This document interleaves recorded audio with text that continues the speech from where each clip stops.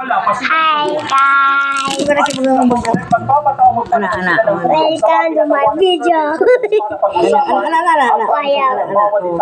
guys! Welcome to my video! Sa lahat ang implementasyon nito.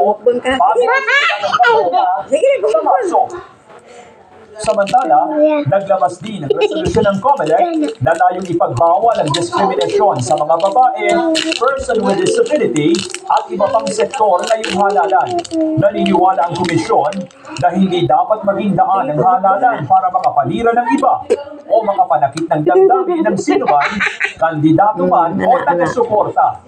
Habang inaayos ang nasabing resolusyon, nakatanggap naman ang komisyon ng mga sulat mula sa isang hindi patinukoy na ahensya ng gobyerno na mistulang makakapektuhan ng nasabing patakaran. Sana po lang sa dito sa ganitong klaseng trabaho, pare-pares na sa pamahalaan, the use of the proper words is highly appreciated. Nakakatapos ang mismo election sa i-re-rentan. Di mo ba? Sana lang naman po, dahil yun po ang feeling namin nung binabasa namin yung sulat, na kami mismo parang kami ang nare-rentan dito.